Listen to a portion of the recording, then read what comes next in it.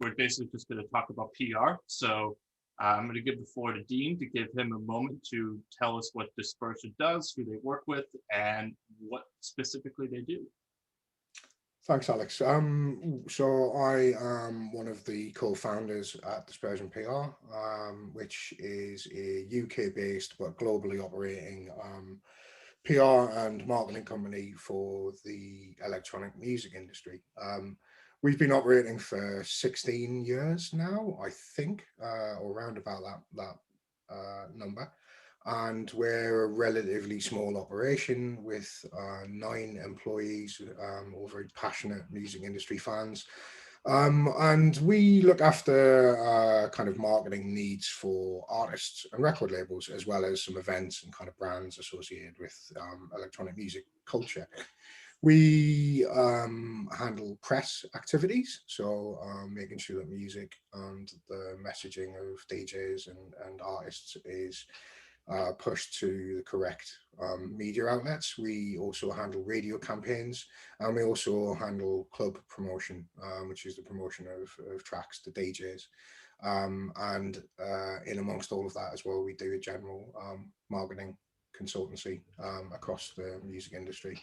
We work with record labels like Records, Fantasy, Solid Grooves, Repopulate Mars, Cocoon, a variety of imprints from kind of really heavy underground techno and electro through to kind of main room labels and kind of tech house labels, as well as like disco and some experimental and ambient music. So it's quite a broad church in terms of music. Cool, cool, cool. So I guess we'll just get right into it. We were talking earlier before this about Beatport, so I think we could just start there, because there's a little bit of I don't know. There's that situation with. Are you familiar with the situation with DJ Snake? How he decided to take all of his music off of digital platforms and Yes. take control of his intellectual property in a sense. And he's just selling vinyls and physical copies now. So one of the claims that he made was that in order to rank on the charts like Beatport, it doesn't require a lot of purchases, and that a lot of labels are participating in schemes like payola and buying back their own tracks in order to artificially boost their ranks. So I guess the question is, does Beatport really matter that much anymore, since it's so since so many people are manipulating it, or does it still have a purpose within the industry? And should people be so concerned about getting their tracks to rank on it when when people are saying that it's being manipulated so much? Well, there's a few things really to address in there. Firstly, the idea of manipulation is something that I think we have to take with a pinch of salt. These sort of things, I hear many different things like this, like, oh, it's really easy to manipulate charts. It's really easy to manipulate social media numbers. And don't get me wrong, these things are entirely possible. You can go on programmers forums and you can pay people to kind of to do all sorts of things. However, in my relatively long electronic music career, I'm yet to come across anyone who's openly admitted to me that they've tried to game sales. I know that Beatport, some time ago, they were concerned about people trying to buy their way into charts, and they put algorithms in place to basically spot kind of suspect purchasing. Now, obviously, potentially there is a way that a bunch of programmers paid the right amount of money could kind of hide their IPs, register accounts, pay for it. So it's entirely possible, right? The reality is, Beatport don't want that to happen, because Beatport kind of view their charts as having integrity. So it's I've had this conversation with various people at Beatport over the years, and they've always maintained that they'll do their utmost, and I for one believe them, because that integrity is an important thing. The truth in the idea of what Sneak said about that, it doesn't take much to rank in the charts, that is potentially true, because the reality is that, you know, if only 20 people in 1 week buy a really like obscure genre on Beatport, then chances are you could get to the, you know, in the top 10 of that chart. However, if you're trying to, Beatport's current most popular genre is main room techno, and there's literally thousands and thousands and thousands of sales in that. And the reality is that, you know, those, you would have to sell a lot to do well on those charts. So, you know, there's no hard and fast rule. It's, you know, it depends on who's buying and how many people are buying that genre in a week. The kind of whole conspiracy theory element about the fact that people buying their own material, I'm not saying it doesn't happen, but I generally think if you look at most of these charts, the stuff at the top of the charts tends to be the bigger labels that have got bigger audiences. So if, you know, if you spot a release that's come out of nowhere, then yeah, maybe raise an eyebrow on it, but I don't think it happens that much. Mhm. And I think most music industry professionals will probably agree as well. Okay, that's good to know. Because that was a big controversy. He's been making a lot of claims about that, so it's good to get that cleared up from someone who's on the side of uh, potentially facilitating something like that. I'm not saying you guys would facilitate that, but you know, someone who is, you know, on that side of marketing and making sure that people actually get their music sold. So Yeah, I think that, you know, the truth is a lot more boring than usually is. yeah, It's just the way of the world. Nothing's ever as interesting as it seems. yeah. So, you know, speaking of algorithms and music sales, you guys deal with Spotify playlisting and stuff like that, right? We do. We have a third party playlist plugging service, which is we don't directly promote to Spotify's editorial playlists because that Hmm. is generally done by a label's distribution. Um, Hmm. and Spotify, it's a bit of a closed system. They will only work with distribution partners on that sort of plugging, for good reason. Otherwise, they would be overloaded. But we work with independent playlisters. And you know, it's been something we've been doing for about a year and a half. It's quite an interesting thing. It's very similar to, for us, to radio plugging, Hmm. where, you know, we will get a track with, you know, the pertinent information and we'll get it to the right playlist there, and then that playlist makes a decision about whether they want to include it or not. And again, this is something where, you know, there's a lot of kind of rumors going around about people paying to get on playlists and stuff, but the reality is those sort of playlists, they do exist where you can pay to get on them, but they very quickly lose their audience because they end up with a load of shit on that people play them. So yeah, the kind of Spotify thing is something that's relatively new for us, but we view it as kind of an extension, a digital extension of our radio promotion services. Hmm. Is there any techniques that smaller artists could use in order to get placed on these playlists and like find people who would like these legitimate playlists and contact information for them? Because it seems like unlike the SoundCloud or YouTube, these Spotify playlisters are harder to get in touch with. How did you guys? You said you work with a like a third party, but is there any uh, techniques Well, or methods the people third could? party is a reference to the fact that they're not editorial playlists made by Oh, Spotify. okay, That okay, they're you know, they're individuals. okay. Um, but yes, there is. I am not going to tell you how we got in touch with them all, Uh, but I can definitely give people advice on how to do it. It's, you know, it's very similar to like a lot of other things. If you see a playlist that you really identify with and you think, oh, I'd love my track, then, you know, go and have a look in the playlist bio. There's usually a little bit of information there. Um, Take that information, maybe Google it, see if the playlist anything comes up. A lot of the playlisters, particularly the more organized ones, will have social media profiles that will link up to their playlisting accounts. So you can get in touch with some of them. It's the big thing to do, and this is the same with radio promo or press promo, as you know yourself as a journalist, is that everything is about targeting. So if you're going to promote yourself towards a playlist, just make sure that your music is definitely in line with what that playlist does, because nobody likes getting an email from someone with something that's totally useless to them. Um, so yeah, the information's out there. You can find some of these playlisters. The key thing is just having that self-discipline and objectivity about your own music to make a mhm. call on whether it's suitable for that playlist or not. Cool. And if you were, and when you are messaging them, do you have any tips for like proper etiquette to reach out to them? What to include in an email, what not to include in an email? So in your initial reach outs and all reach outs from then on in, this one might sound obvious, but don't be a dick. Um, It's a hard lot to of do in oh, electronic it's, music. no, it is, but the reality is, a lot of people kind of forget that a lot of communication can be quite cold online.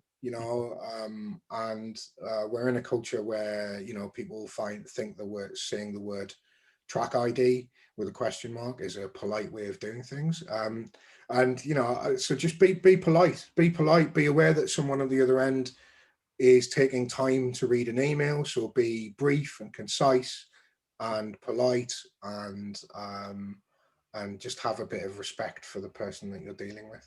Mhm.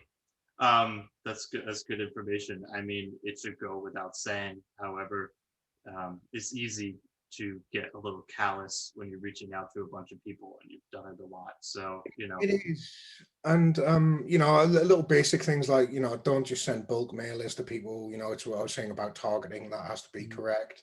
um as well as being polite, being concise is really, really important, because you're using up someone else's time on there. So if you're trying to mhm, push a track to someone, give them the Spotify link of the active track, give them like a couple of bullet points on the track, but don't expect someone to read a huge email. It's unrealistic. mhm. Do you think it's worth building a little bit of a relationship before you send them over the track, or could you put the track in the initial email? I would start off with the email. I mean, like, as long as you say to someone like that, I've seen your playlist. I think some of the music that I'm working on is relevant to it. Here's the track. I'd love to know, if it can make your playlist. Mhm, One thing that I would always advise people to do is just don't expect feedback. Sending 5 emails asking, demanding feedback,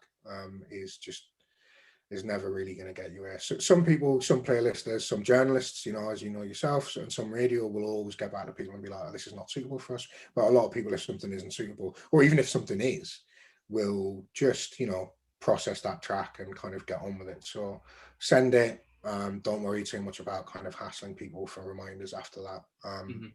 because it can just become frustrating.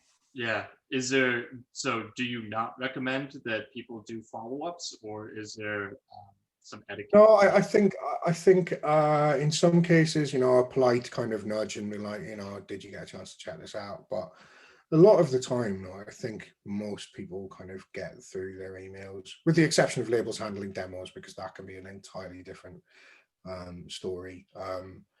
But beyond like one chase up, I think it can get a little bit much, because also third party playlisters generally aren't companies. They're freelance individuals who are doing it as a passion thing. There's not really money to be made in this. Certainly not with the reputable playlisters anyway. Definitely um, not. so you have to be aware that their time is kind of is precious. And would you take a similar approach to reaching out to media publications, like for No, instance, no, just Magnet? send No. those about, send 100 reminders to journalists. Any opportunity you can, just bombard them with as many emails as you can.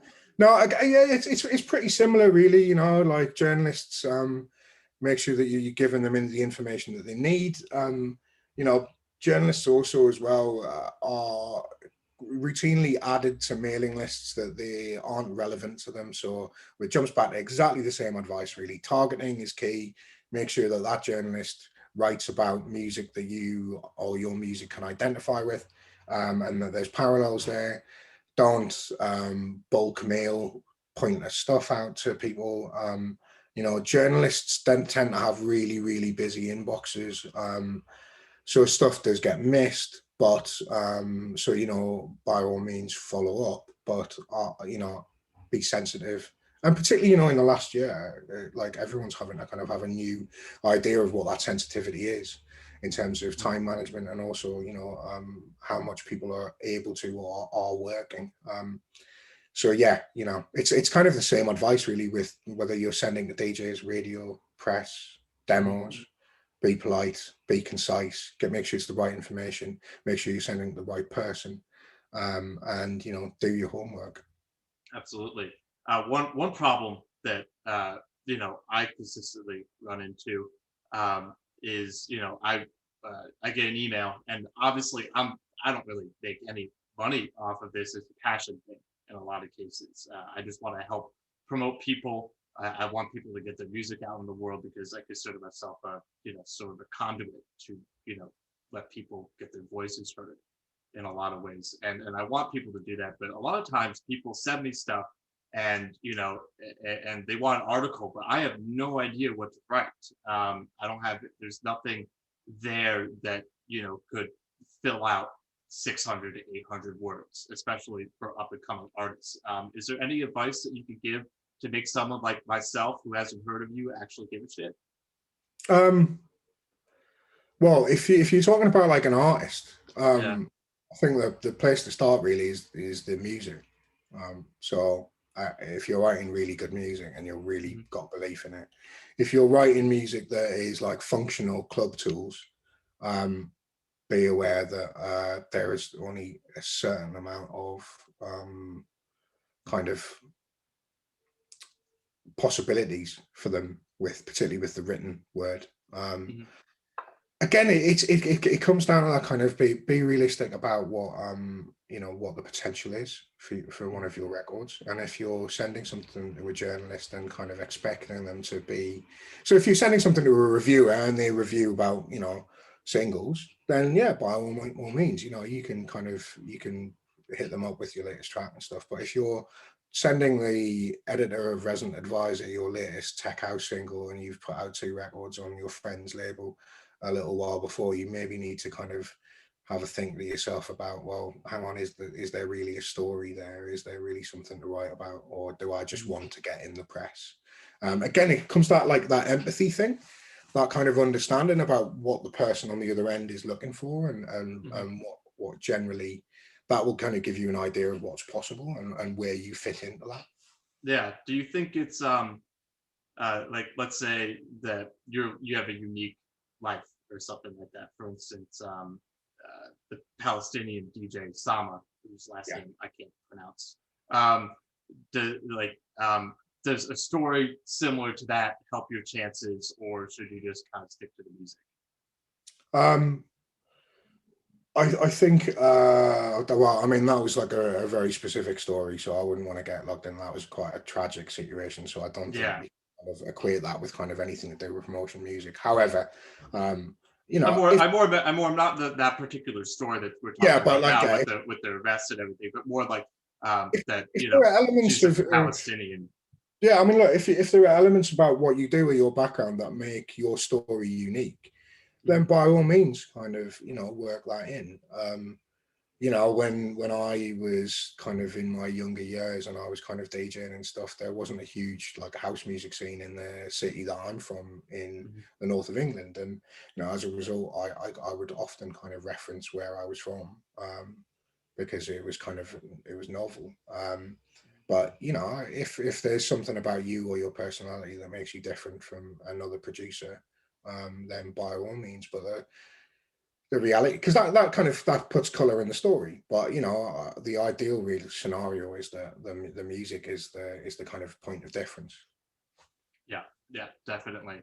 Um, so speaking of press, so let's say you do get a spot in, maybe you can say resident advisor, but let's say you get a spot in your local alt weekly or something like that, like your local cultural publication. How can you leverage that in order to get more gigs?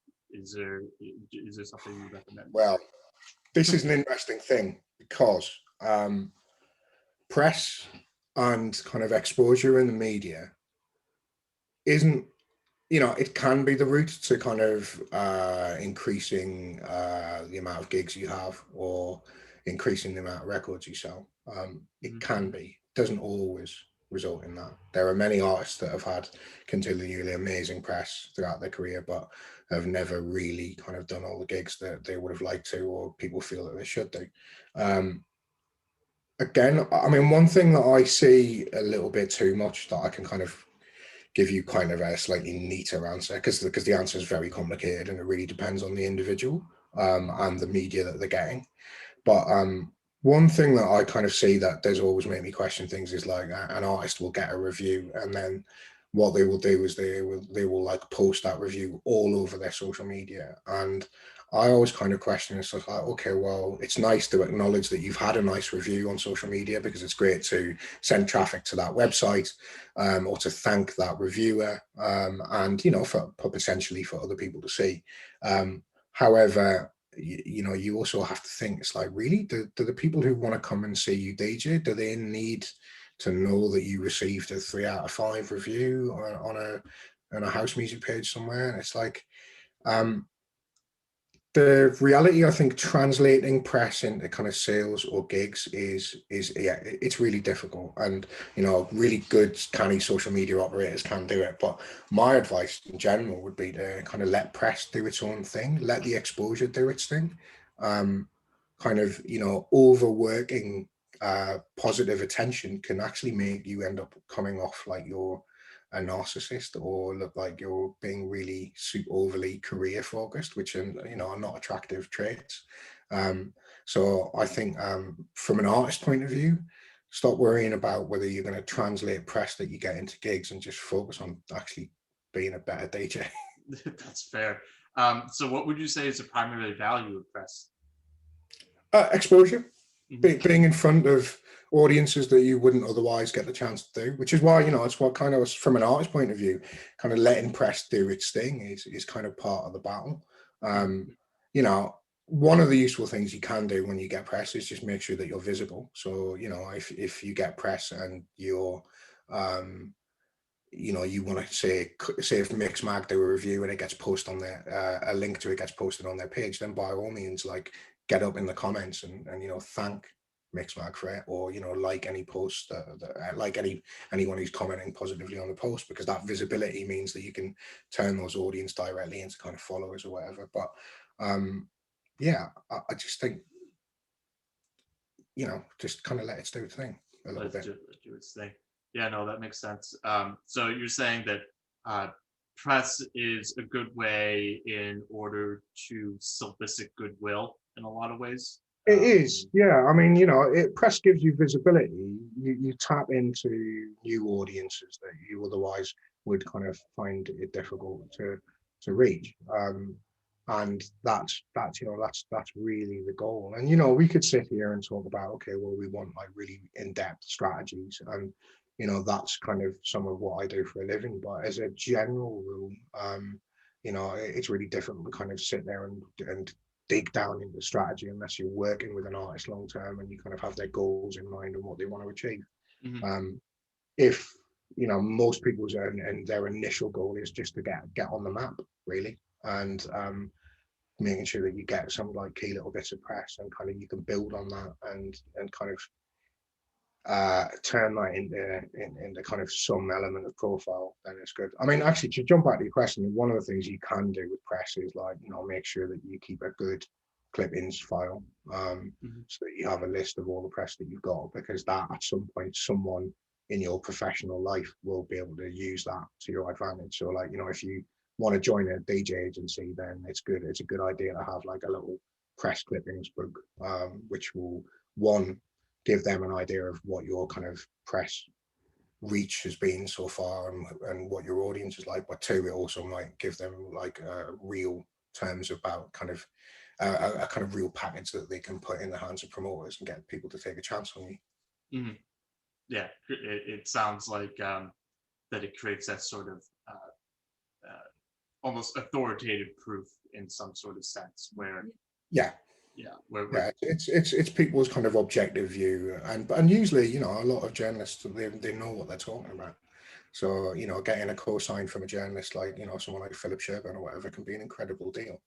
mhm, definitely. And like you were mentioning going back and if someone likes your post, or like likes the mix bag post or something like that and is interacting with it, um, would you recommend that if you're a smaller DJ or like mid-sized DJ, that you know, potentially reach out to that person to build a relationship, or does that seem is that a little fruitless? It kind of depends, really. Uh, I think, I mean, one, you have to be, again, it's that empathy thing. Like, journalists often have very in like busy inboxes.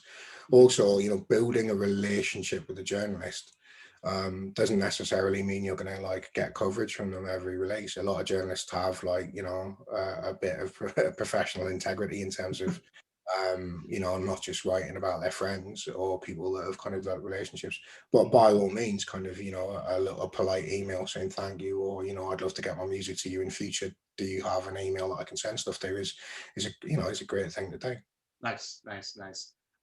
So just to pivot a little bit, um, one thing uh, that a lot of artists are curious about is, you know, how they could is about artistic integrity, and about kind of keeping true to yourself in a lot of ways. And however, it could be said with the current climate, that everything's very compartmentalized in a lot of senses. There's your channels for house and techno. There's your channels, you know, for drum and bass. There's your channels for, I mean, even folk music and rock music, and you know, going all the way down the, you know, genre hierarchy, like post rock or grunge or whatever. And it tends to create like more compartmentalized sounds in a lot of ways because these channels are very well curated. But you know, you deal with, you know, a lot of house and techno artists, but then you also deal with artists like Sophia Says. I think I got her last name right. Who makes more experimental music, which I wouldn't say is house and techno at all. Like if anything, it's more like, you know, experimental vignettes in a lot of ways. Yet she's very heavily associated with, you know, the house and techno scene. So how do artists who have a more unique or experimental sound go about becoming related uh, to more, I guess, mainstream accepted sounds? The easy answer is this: is just be really, really good. Like, She is really good. I will admit. like, well, yeah. I mean, Sophia's a great example of someone Yeah. who's kind of like, she's really talented. She's like, her music is super interesting. You never quite know what to expect other than it's going to be really good. Um, and that's where that starts and stops. That's kind of like self A&R. It's like, have a bit of belief in what you do. If it is good, then hopefully it will get there, or Mhm. hopefully you will find people who, um, they don't necessarily need to know that your release is going to be a house release or a broken beat release or an electro release, but they will know that it's, that you have a sort of quality benchmark. So yeah, one of the things that I kind of I really enjoy talking about kind of marketing and PR and stuff, particularly with labels and distributors and stuff. But with artists, I feel like a lot of this stuff is like, yeah, let kind of to a degree, just let someone else worry about stuff like that. Don't sit in the studio going, oh well, I can't finish this record because it doesn't sound like my last one, which kind of sold okay on Beatport. And it's like, no, just write really, really good music. That should be your like main aim. Don't worry about whether the new release fits with the old release. You know, granted, you know what, plenty of other people are kind of really cynical about it, and they'll think, well, this is the path that I want to follow, and I want to kind of stick to this because I want to be successful and stuff. And a lot of those people do exist, and a lot of those people are successful. But I think the most surefire way of having a long, sustainable career in music is to be really good at what you do and kind of develop that. Mhm. And do you think people should be able to, like, artists should be able to pivot within their own moniker? Like, let me be more specific. So there's a lot of people who have a bunch of different side projects. Like, for instance, Lego Welt comes to mind. He has like a dozen different side projects for his various sounds. Do you think most artists should take that route, where if they decide to change their sound up pretty dramatically, that they should rebrand? Or do you think artists should, you know, since it's um, an expression of themselves anyways, if they should just stay under their current branding? Like, what are the pros and cons of each? I think it's a very personal choice to start off with, and Hmm. I think those sort of choices are probably best made from an artistic standpoint, Hmm. um, because then you won't regret it. If That's you do fair. something because you believe in it as an artist, then and it doesn't work, you can at least say, okay, well, I had a degree of integrity about that. If an artist makes a decision that is purely based on kind of a kind of marketing driven thing, then I think that you can ultimately call it into question at a later date, which can send people a little bit kind of crazy, for want of a better word. I think, there are a few things that you need to bear in mind, where we are in a predominantly digital society now, and a lot of things involve people kind of identifying you, being able to categorize you, and people being able to follow you in certain ways. So, Hmm. if you're a house producer who's made deep house records for, 10 years, and, you have a decent following on kind of Spotify, or a decent following, and even in record stores or whatever, and then suddenly you put out a drum and bass record, you need to be aware that you're probably going to wrong foot some of your supporters. However, there are artists that have done that very ably, and it's just made them all the more exciting to the wider world. Um, so, the cons can be, you can kind of you can alienate people at times, but that's never a bad thing. I'd probably go the way of the late great Andrew Weatherall, and kind of think, well, do what you do artistically, and if the right people will follow you. Yeah. No, Which is very not true. something that's not something that someone like wants to hear from someone working in marketing, but we have to remember that we're marketing artists and art when we're working with music, and Hmm. that's why I think artists need to make the artistic decisions, and let people like me and distributors and their labels kind of work out the best way of making those artistic decisions kind of reach the right public. Yeah. So you're saying there's not really for marketing because it's an image, and an image is very specific to the individual and to the artist, that there's no like what a glove that fits all hands No, and for there absolutely shouldn't be. I mean, we could be talking about marketing USB keys, Mhm. and there would still be massive differences in, in how certain companies would make them or kind of produce them and stuff. And then when you get into something as kind of subjective as kind of art and music, then it becomes all the more complicated. Mhm. However, there has to be some, you know, best practices for Yeah, yeah, for marketing. No matter who you are, because at the end of the day, you're kind of playing the game on other people's property with Instagram, Facebook. Uh, absolutely, and that's really key. You have to kind of think about why, and why you're doing certain things, and you also have to think about kind of what the kind of environment that you're working in. So you say social media.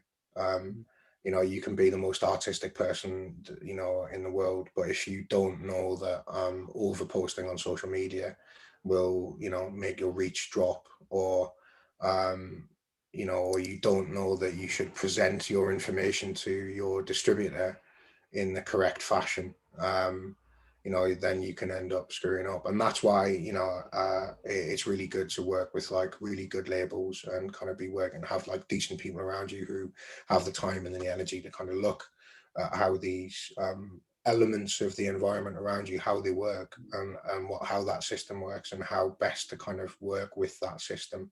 Um, one of the big things that I get, and I actually, this is a really good example, is that, we'll get a label come to us and say, okay, well, we want to use you guys for a certain service or whatever, and we'll use it. And then, I'll speak to them, and they'll send promotion reports just to their distributor.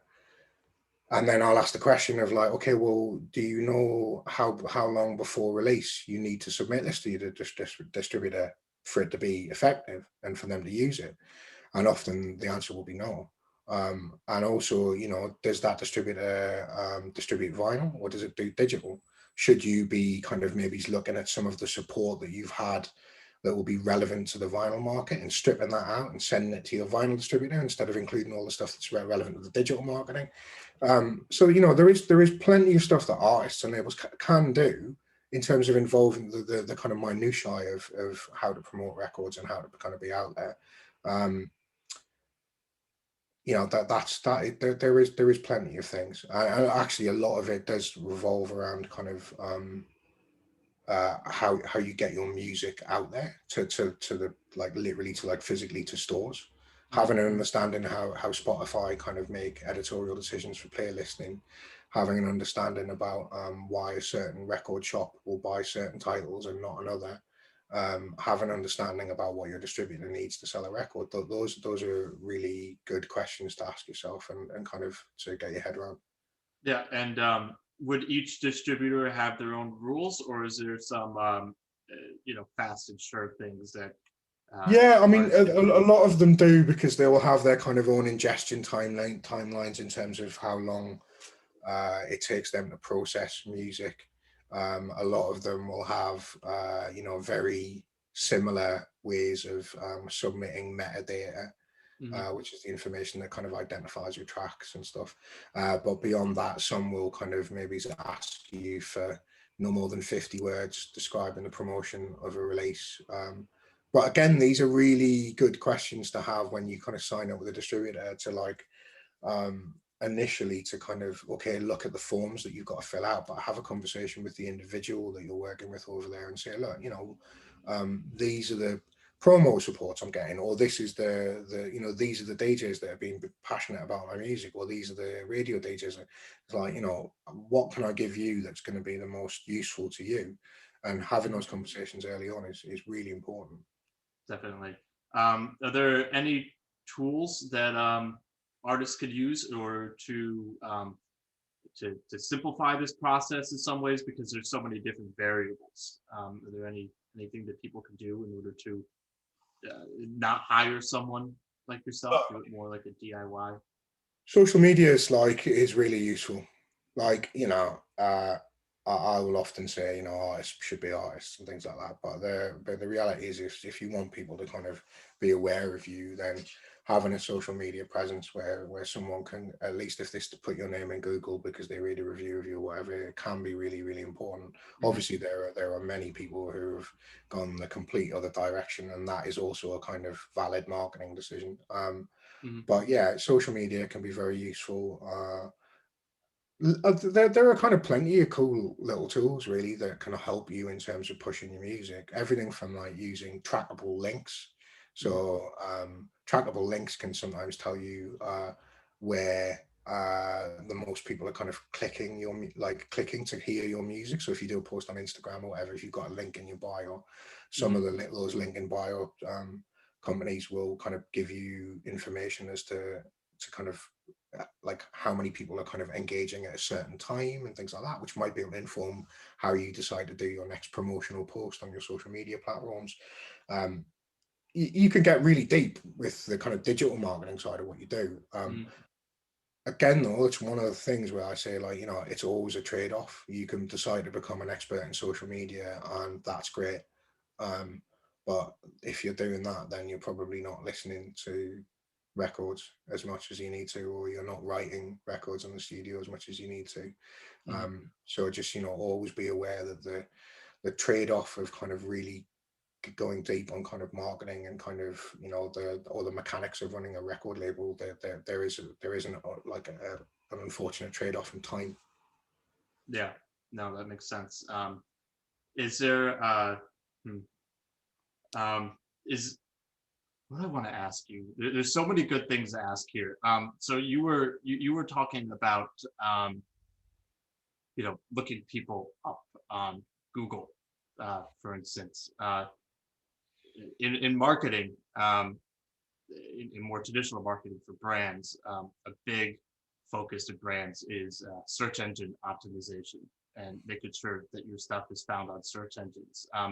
Have you, however, I don't see that very often for artists, like artists going and targeting like specific keywords or something like that in order to get their you know their music seen or their thoughts heard. Have you seen anything like that, like artists having You, concentrated you, content campaigns and blogs and stuff like that in order to get found for keywords? I mean, generally, it's a facet of for artists in particularly in electronic music. It's one of those kind of hidden facets of PR.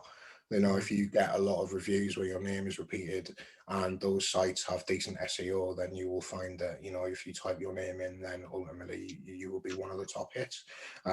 It's definitely one of the benefits of kind of working with good and consistent PR. Um, you do see a lot of I mean, I do as someone who works in this industry, I get a lot of emails going, oh, artists need to improve their SEO. You know there is ways you can do it. Making sure that you're getting reviews and things is one of them. Making sure that you have active social media profiles is another way of increasing your SEO.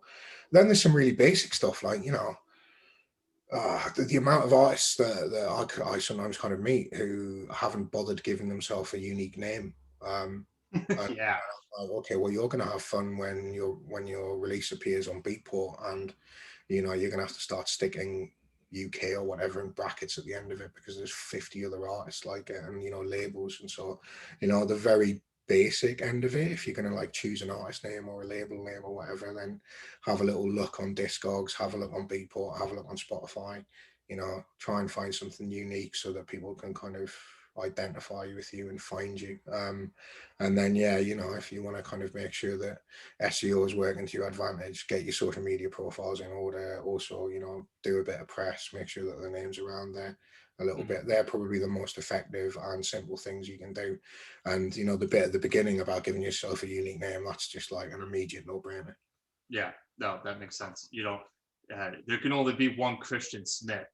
Yeah. That sort of thing. He lucked out there, that's for sure. I can't even imagine how many Christian Smiths there are in the world. I would go with a million. So that makes sense to have a unique name that's actually keyword searchable. I guess like the one, since we've been talking for a little while and I don't want to keep you. I guess I'm just gonna um, ask you just one or two more questions if that's okay with you. Sure. So what I wanted, since we're talking about content right now, essentially, is there any? So you're a underground house of techno artist. Is there? And I understand, and a lot of people understand that content's obviously uh, predicated on your particular persona. Like everyone's not going to have the same piece of content, but if there is one or two pieces of content that you feel like that artists should be posting more of on, let's say, Instagram, what kind of content do you think is overlooked and should be, pushed out Um, more? well, I can't really tell you what's overlooked Mhm. because there's so many artists out there using social media that there's very few original ideas on there. That's fair. I can tell you the very cynical kind of by numbers response to kind of how to manage social media, which is Cynicism's good with marketing. I dig yes, exactly. No, it really Yeah, you gotta have a is. cynic in order to get you. It's just how it But, is. but, It's but branding. there is but there is an element of again, where we're marketing the arts, and you have to kind of think, well, like cynical is not always the best when it comes to that. So, Hmm. but I think be aware that photos of humans tend to do a lot better than kind of photos of objects on social media. Um, Hmm. some of the kind of more prominent artists will definitely have a photo of themselves rather than a photo of a kind of record when they're talking about a record or when they're promoting a record. Um, you know, every social media platform will reward you for engaging with its users. So, there are some people out there who use Instagram stories incredibly well to interact with people who are into what they do, and social media companies do actively reward that. Um, However, there's one thing, and you kind of touched on this when you asked me the question, is that I would say don't go down the route of just kind of looking at the things that are successful on social media as a general rule and ignore the fact that you need to be yourself. Because, if you're not yourself in the beginning, then you're crafting that image of yourself, which long term you're going to have to maintain. And if that's artifice, then that can be incredibly difficult to do.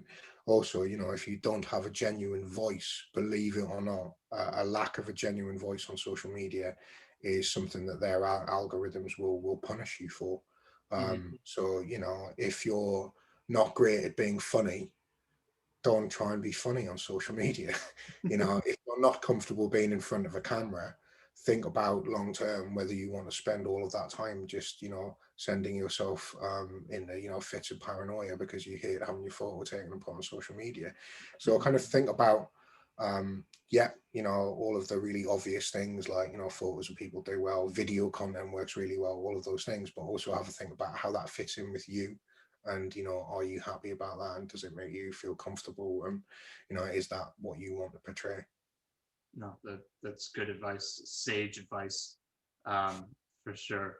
Uh, yeah, I really don't have any more questions off the top of my head. And obviously, you know, this is um, like you said, this is catch up time for you guys since the industry kind of took a pause during December. So I just want to thank you for all the wisdom that you've imparted on us, Thanks for having me. and that hopefully you know things get more back to normal here in meantime, Uh, so people can actually feel like that their hard work is you know being appreciated in a more physical sense. yeah, we're all hoping for that, Yeah, but you know, it feels like there's some light at the end of the tunnel at the minute. there is. I think so. I mean, and in the meantime, people just got to be creative. I think you know this. I think we've been very lucky to like you know just view things in an optimistic sense that we've had time in order to people have had time in order to figure out how to do marketing for themselves. You know, people have had more time to make more tracks in the studio. People have you know had more time in order to network, and artists are more available to talk to people and do things like this. So you know we're living. I guess this is, there's a certain silver lining to this at the same time. But anyways, Dean, I appreciate your time, and you know, thank you.